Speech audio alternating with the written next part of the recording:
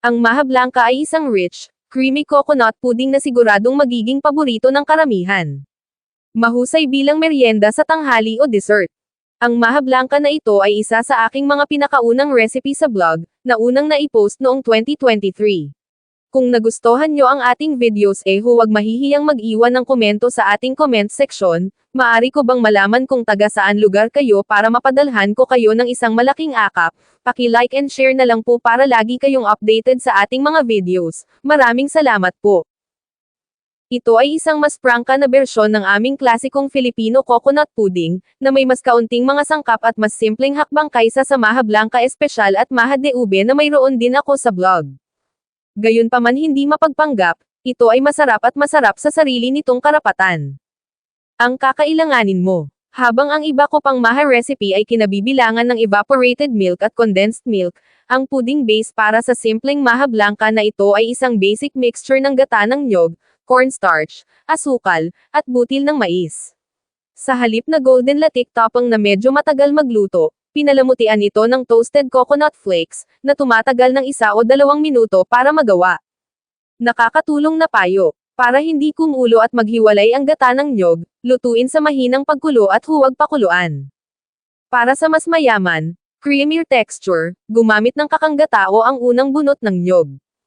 Upang magdagdag ng higit pang lasa ng mais, gamitin ang pakang liquid mula sa lata bilang kapalit ng tubig sa pantay na dami upang matuno ang cornstarch. Alisin ang toasted coconut flakes mula sa apoy na mas magaan dahil patuloy silang magluluto at mag-brown sa natitirang init. Gumamit ako ng lata na Siyam x 6 na inch baking dish, ngunit dapat ding gumana ang isang 8x8. Para maayos ang pagset ng pudding, lutuin ang timpla sa isang makapal na eye paste. Hayaang lumamig bago takpan ng pelikula dahil ang tumatakas na singaw ay maaaring magdulot ng mga puddles ng tubig sa itaas.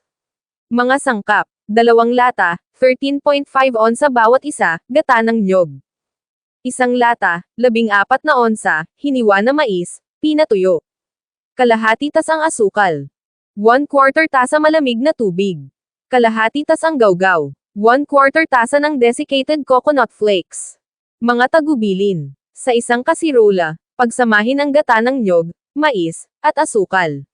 Sa katamtamang apoy, pakuluan, paminsan-minsang haluin hanggang matuno ang asukal.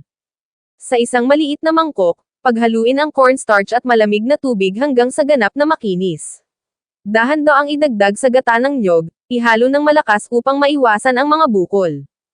Magpatuloy sa pagluluto, regular na paghahalo, para sa mga 2 hanggang 4 na minuto o hanggang sa lumapot ang timpla sa isang makinis na pagkakapare-pareho ng paste. Sa isang bahagyang greased 8x8 baking dish, ilipat ang thickened coconut mixture. Gamit ang isang spatula, makinis na ibabaw. Hayaang lumamig ang pudding ng ilang minuto.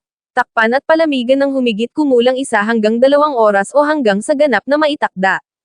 Sa isang ungreased na kawali sa katamtamang init, ay toast ang gin o Thai gutay na niyog, madalas na hinahalo, para sa mga 1 hanggang 2 minuto o hanggang sa gininto ang kayumanggi. Alisin mula sa init kaagad.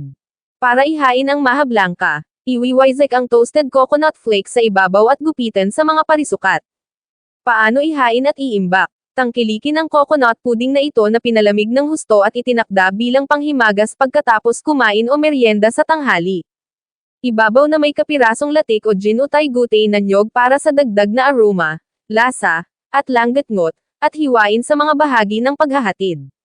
Para sa pinakamahusay na mga resulta, idagdag ang toasted coconut flakes kapag handa ng ihain, dahil malamang na mawala ang kanilang crunch sa paglipas ng panahon.